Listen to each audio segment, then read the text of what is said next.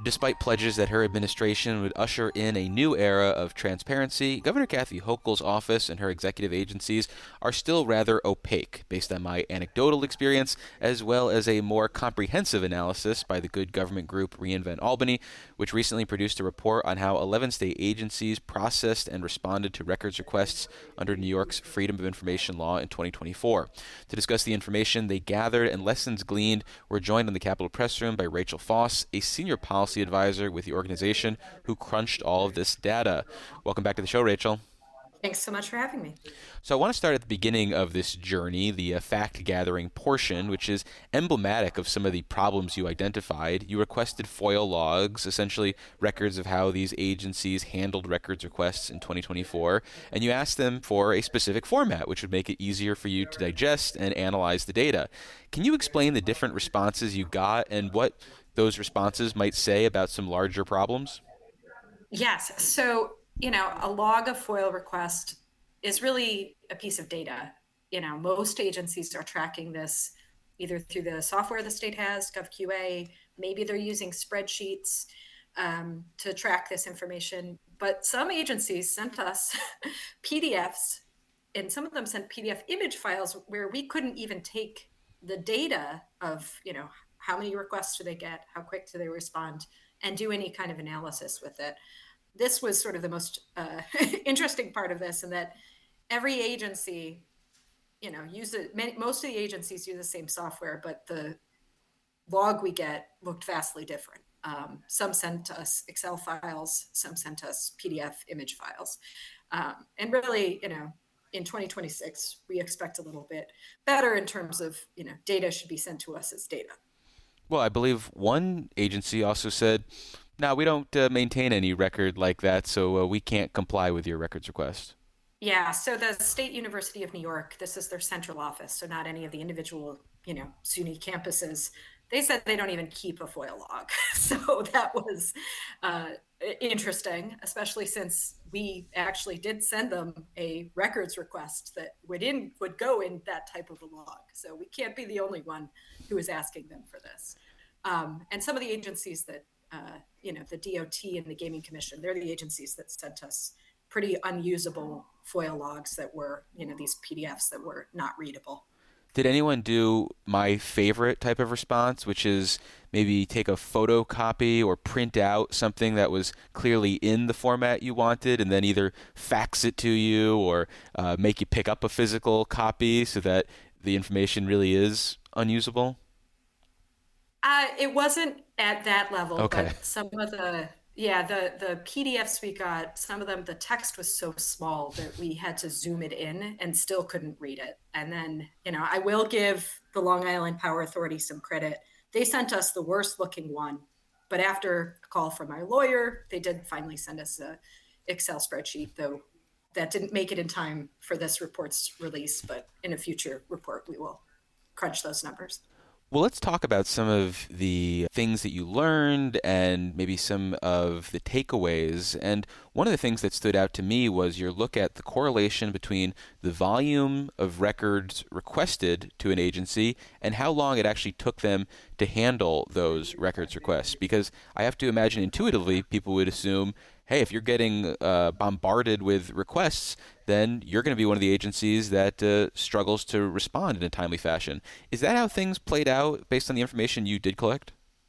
It actually was the complete opposite. So the Department of Environmental Conservation got 13,000 requests, and they had a very fast response time of closing requests within about 18 days. An agency that got a smaller number, Office of Cannabis Management, took a very, very long time, 124 days on average when they only had a couple hundred requests. And, we know that agencies had some internal management problems, but I think that really shows in the FOIL response rates that Office of Cannabis Management had, when clearly an agency that's, gets a ton of requests can process it much faster. What else stood out to you from the information you gathered, either for good or ill?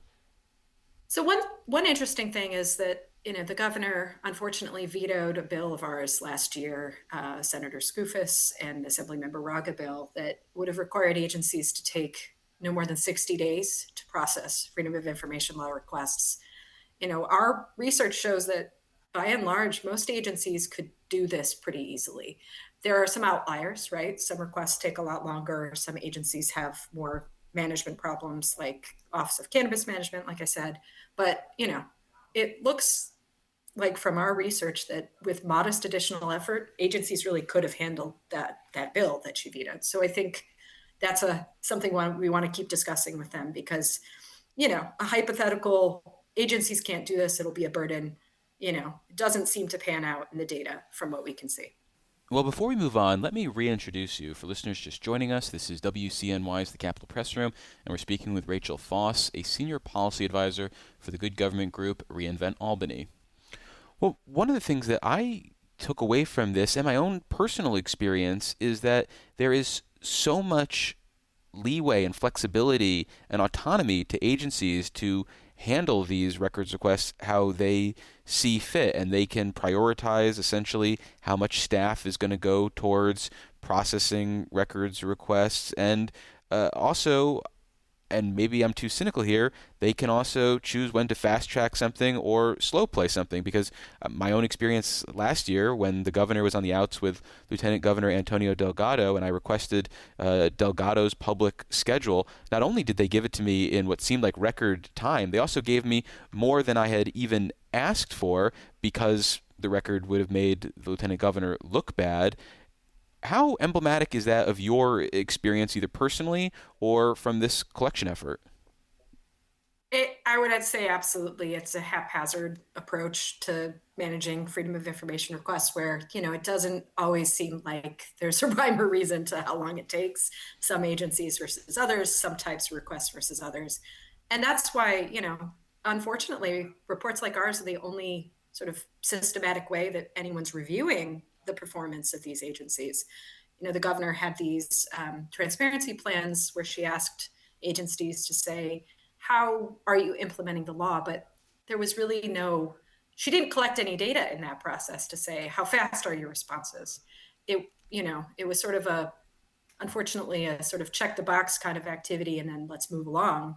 And that's why, we're pushing some reforms like this FOIL reporting bill, where agencies would have to send their logs and their response times to the Committee on Open Government, because really it shouldn't be the responsibility of nonprofits like Reinvent Albany to do this analysis. This should be something that state government takes very seriously, because this is a core function, is giving the public access to public records. So, well, I want to hammer home that issue of public records for the public, because while this is a favorite complaint of journalists don't even make up a majority of the requests that the agencies that you looked at are receiving. Is that correct?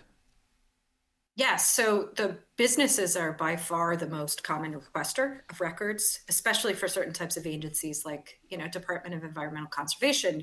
We mentioned they had the most requests of any agency we looked at in this report. It's almost all businesses looking for like spill records or, permitting records. It's businesses. So it's the outlier agencies more where the press is, or nonprofits like mine are a more common requester. The executive chamber, the governor's office, got a lot of press requests. That shouldn't surprise anyone. Sure. But for the most part, agencies are getting requests from businesses. So, I think that that's an interesting point, in that the more the government is transparent with information and, getting records out to everyone who's looking for them, could be seen as a pro-business move to be faster in responding to these requests.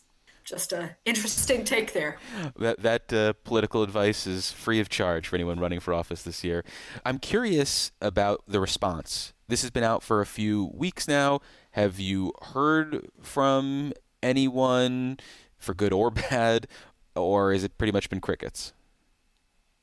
I think, the formal response that was made to the press from the governor's office is that, the governor got this software together, the GovQA platform for agencies to process these requests, that's making a difference, is what they've sort of claimed. And, there could be some truth to that, but We also know that agencies aren't even using the software to the fullest capability, and the state's paying $650,000 a year for this software, and agencies could be using it better. So, while the governor's office may want to take some credit for this new software, agencies really aren't taking full advantage of it. Well, before I let you go, I want to pivot to another hobby horse of mine that Reinvent Albany has seized on recently, and that has to do with the transparency surrounding the confirmation process by the Senate. And my experience with this has been if you are paying close attention to the Senate proceedings, staying on top of committee agendas, then sure, you could probably track a nomination from start to finish. But if that's not your full-time job, this can be a bit of a challenge. So, what are the transparency issues that you've identified here, and what do you think is the correct way for the state Senate to respond? Sure. So we put out a report in December 2025. We had to do a FOIL, speaking of FOIL, request to the Senate for all these confirmation votes because they're not on their website. You can know how a senator voted on a bill, but you can't know how they voted on how to confirm the chief judge for the Court of Appeals, for example. So we had to FOIL for that information. And I think that's sort of square one in terms of, the problem, and that should be easier for a constituent to know how their senator is voting. And then we took that data and we released it ourselves to show it's really not that hard to do. We have a database where you can search for all the positions that were confirmed and all the votes of all the senators on our website. And this is something that, other states and cities publish all the time. US Senate, everybody knows kind of big positions go through the US Senate that the president sends them. Those votes are online. Local level positions like city council is the votes they do on mayoral appointments are coming through in New York City. So we think this is just a basic transparency measure. I will give the Senate some credit. They have acknowledged our report. They said they're looking at options for how to improve their process. We haven't heard anything specific from them about what they're going to do yet, but we just sent them a letter reminding them of this. And Sunshine Week is coming up in March. This would be a perfect time for the Senate to say and announce that they're going to publish all those confirmation votes. So I'm going to be optimistic and say the Senate is heard us and at least is looking at how to do a better job of publishing these votes. Yeah, and just to hammer home what this experience is like, almost all confirmations are handled in the final days, if not hours, of the legislative session. So it is a real challenge to keep up. So if there's not a record after the fact, there's really no way to keep track of any of this. But on that note from myself, we are actually out of time.